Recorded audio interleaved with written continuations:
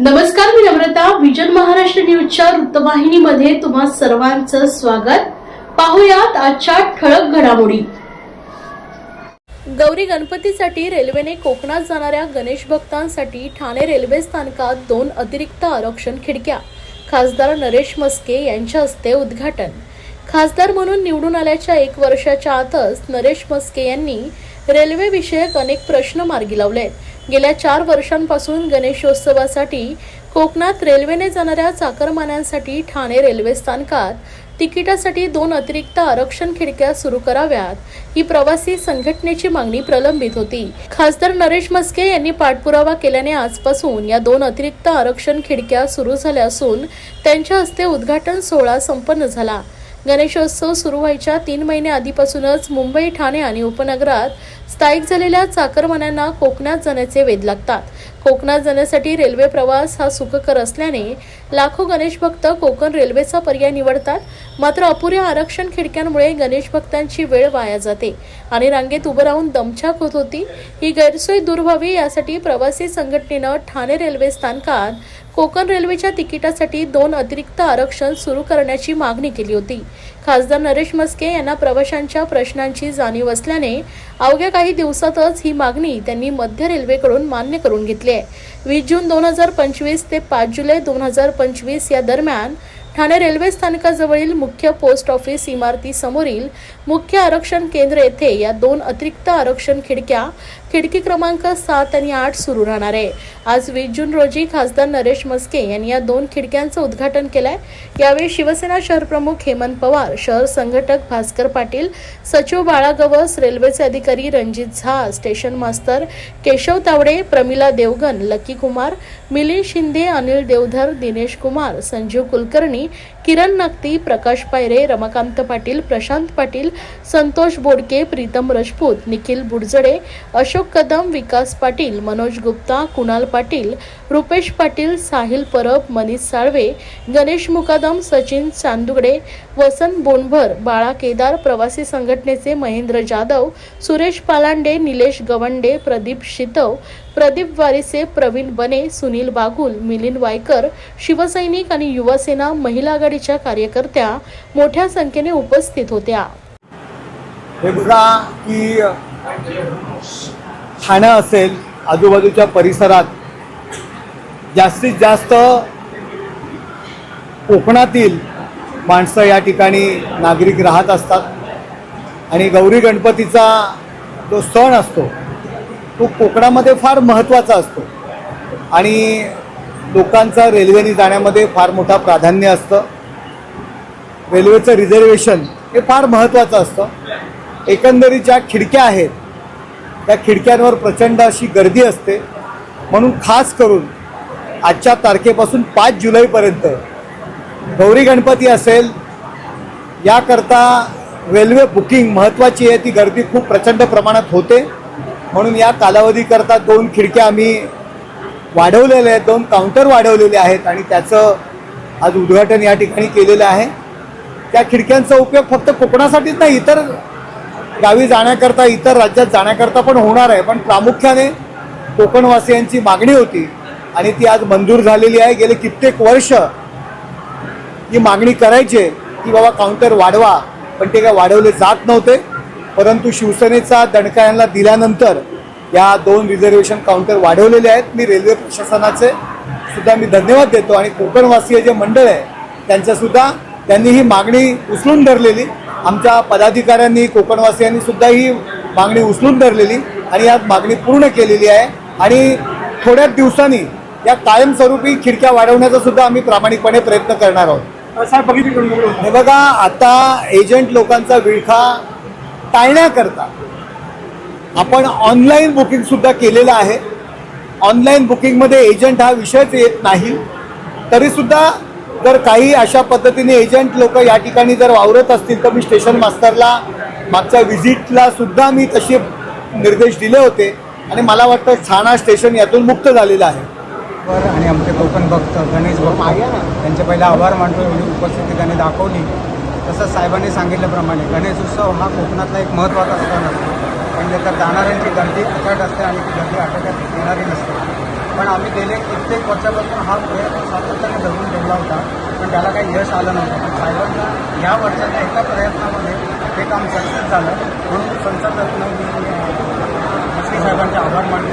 आणि पुढचे जे आहे करण्यासाठी त्यांना मिळावी सगळ्यांच्या वतीने आमच्या गणेश भक्तांच्या वतीने आभार मानले. थँक्यू.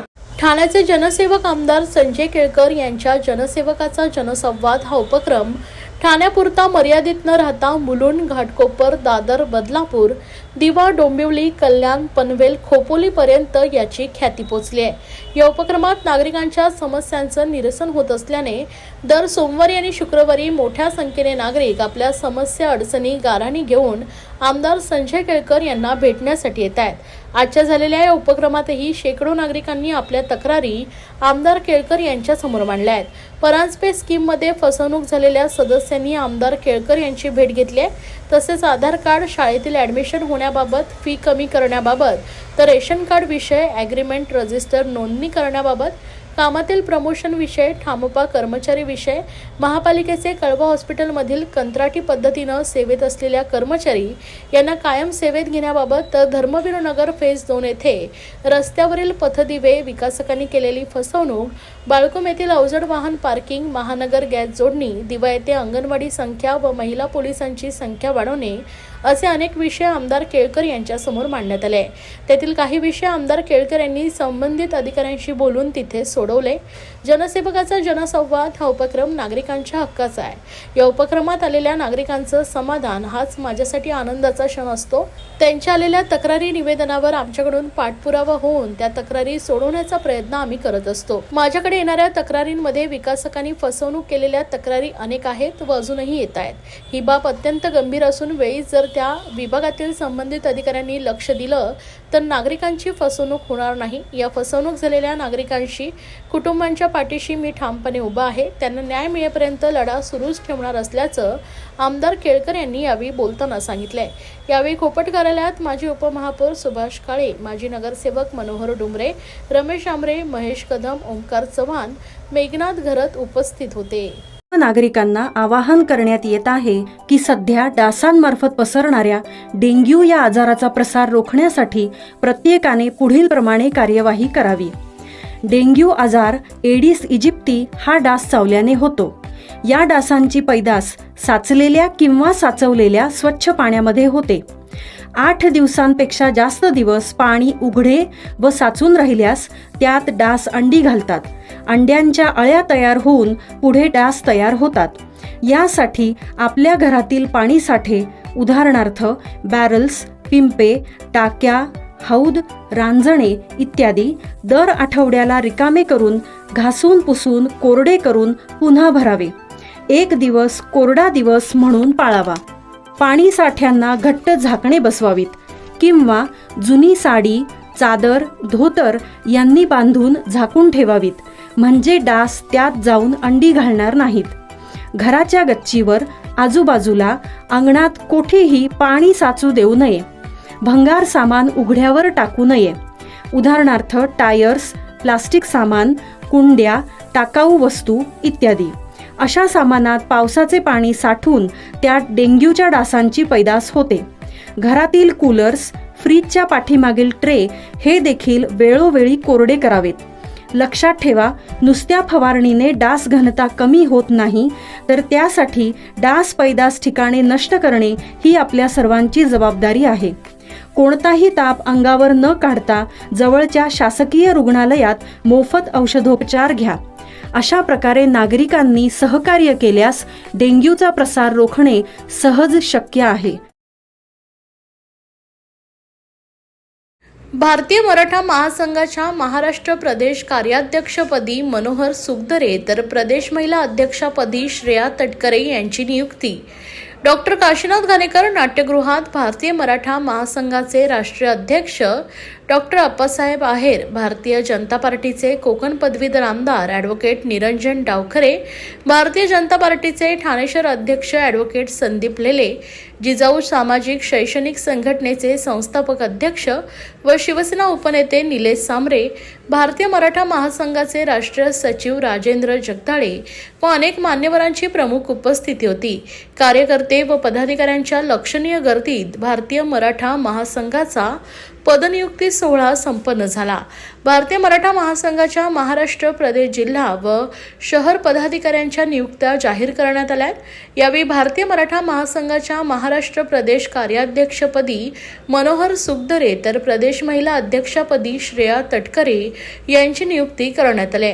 तसेच महाराष्ट्र प्रदेश प्रवक्ता प्रसाद घोरपडे, महाराष्ट्र प्रदेश उपाध्यक्ष महिलापदी ॲडव्होकेट रचना भालके, महाराष्ट्र प्रदेश उपाध्यक्ष महिलापदी रुशाली कळण, महाराष्ट्र प्रदेश उपाध्यक्षपदी सुनील निकम, महाराष्ट्र प्रदेश उपाध्यक्षपदी प्रताप गाते, महाराष्ट्र प्रदेश उपाध्यक्षपदी स्वप्नील साळुंके तर ठाणे जिल्हा अध्यक्षपदी राजेश पाटील, ठाणे जिल्हा महिला अध्यक्षपदी संध्या साळुंके, ठाणे जिल्हा महिला कार्याध्यक्षपदी कविता यादव, ठाणे जिल्हा सरचिटणीसपदी गजानन परब, कल्याण जिल्हा लोकसभा अध्यक्षपदी नंदू परब, ठाणे जिल्हा दिव्यांग आघाडी अध्यक्षपदी संतोष पवार, कल्याण जिल्हा उपाध्यक्ष कल्याण पूर्व व पश्चिम विधानसभा संजय मोरे, रायगड जिल्हा संघटकपदी अमोल भामरे, कळवा मुंब्रा विधानसभा उपाध्यक्षपदी श्रीकांत ठोसर, अंबरनाथ उल्हासनगर विधानसभा उपाध्यक्षपदी अभिजित करंजुले, रायगड जिल्हा महिला अध्यक्षा कुमुदिनी चव्हाण